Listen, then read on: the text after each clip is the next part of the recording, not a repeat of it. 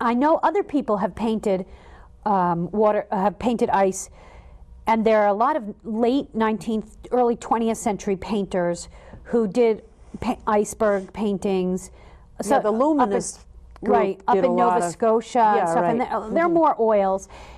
It was interesting because the icebergs then had a really ominous feel to them. I mean, they were terrifying. Yeah. They didn't know what to do about them, and you think about that's what killed, you know, the Titanic, hit by an iceberg. Right, that's right. So these things are not just pretty mountains. When I went, we had underwater radar and sonar. You know, you could see where the iceberg. So for when I looked at it, of course they are actually dangerous, but there's a level of difference between my experience with an iceberg and a late 19th and 20th, early 20th century painter. And so mine come out, I think, a little bit more sculptural and lighter, less threatening. And for me, that works better in watercolor. And also the idea of painting water. So do you have a particular palette, particular colors that you like to use to paint? I work with about 6 or 7 colors, 2 reds, 2 yellows, and then I actually have 3 or 4 blues because it's just easier for me to. So you're careful to use permanent. I do. I work with the artist quality, mostly Winsor and Newton. Fast. Yes, list. They're supposed to last forever. Right. The selected list. Right. And I mix most of the colors myself. Sure. I don't use black. And you don't paint opaquely, I see. You don't use white. I do layers. I don't use white. I have not used it. You let the paper be the white. It's not that I wouldn't use it, I just have yet to use it. Okay, that's the purest way. Right. Of course, that way. But I understand that, you know, when people do it. Often if I feel like I need to get the white back where I've had it before, I'll scratch it out. Well, good paper you can actually scrub. Right. I mean, that makes a big difference, is the quality of the paper. Right. What kind of paper do you like? Do you have particular paper? You use all rag, I imagine. I use almost exclusively 300-pound paper. 300 pound. I mean, if you hold it, it feels like a big piece of, you know, oak tag or paper. Do you like hot press or cold press? The earlier pieces I've done, and the kelp in particular, is all on cold press. And I really like the way that texture works with the texture of the plant. Explain to people who don't do watercolor that cold press is like textured. Hot press is essentially cold press ironed. Right. So it's really tighter. If you like a gradations and swooshes out, the hot press is. The hot press doesn't the paint doesn't sink into the paper quite the same way, because the paper has been pressed closer. The fibers are closer together. So it's smoother. It is much smoother. And for the whalebones, I use exclusively hot press paper. I bet, yep. And I use Fabriano, which has a very bright white. I like the Arches paper, but it doesn't have the white that I need for the whalebones. Oh, yes. And so I've been using more of that. And of course, you got to buy a lot to make it worthwhile. If you buy it sheet by sheet, it's too expensive. Buy it by the carton. So, you know, you just say, okay, this is the one I'm going with. But I do love the Arches cold press as well. But I'm pretty sold on 300 pound. You can just get it so wet and do really you stretch the paper. No, you don't let have it to when it's curl and have its way. I think it's another part of my painting. Now, do you do your own framing?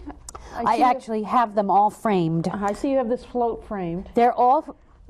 I would say most of my paintings. I have a few that are not floating, but most of them are floating because I really love the way the paper edges work and the shadow of the paper when it's uneven, and I think it brings a lot to it. With the watercolors can never be against nothing frame should be against the glass. Right. But when you float it, instead of using a mat, it's in there and it shows the edges of the paper. Right, and you have a little bit of an interesting shadow at places. Yeah, the shadow's great. Yeah, it can depend on the piece. The whalebones are flatter, but they do have some texture, especially on the edges, and I just feel like they need to be as stark as possible, and a matte is a little distracting in that particular instance. I could see that. It's just, you know, the way I like it, but of course. So do you think you're going to be continuing to paint ice? and water? I do. Or do you think you may switch to trees and flowers at some point? Well, I don't really say that I won't do anything. I did a series last year when the weather was so warm in December. I got really upset that there was no ice in Massachusetts. I was like, where is the ice? So I started you were going practically alone and looking. Yes, I probably was. You and the skiers and snowshoers. But you know, it's okay if you live in California and there's no ice in December, but right. it's a little weird when you're in we Massachusetts. We ought to have some. Yeah, and so in December, when people were walking around in shorts, I would look for ice.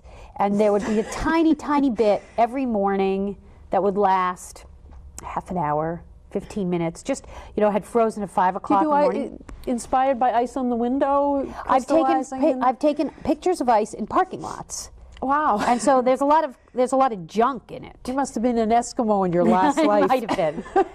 And so I did a series of paintings of those that I kind of call local ice. And those have a very different palette. It's interesting to me. Oh, different palette. Because there's stuff inside them, they're often the color of what's behind them. So that has a little bit of a, it depends on what it's on. There were a lot of leaves.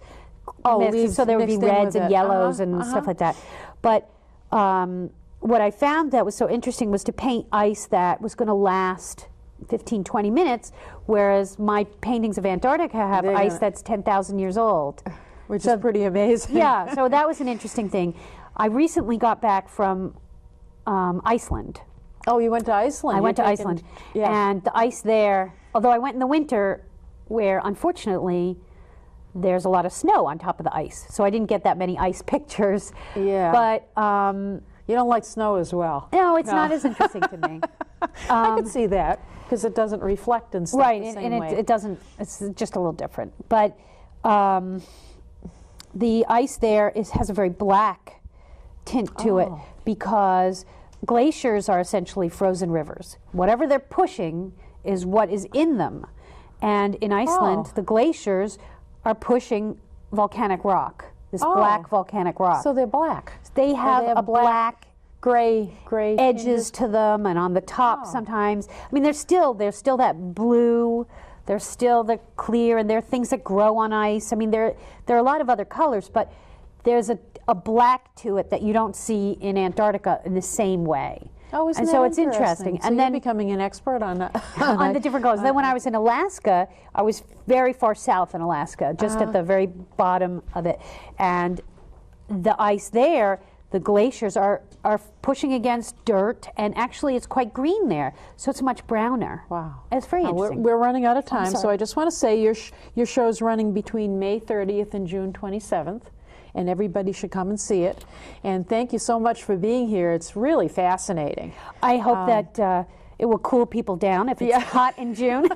That's right. That'd be great. Well, thanks again. Thanks you very much for having me. Thanks everybody for watching. Come see the show.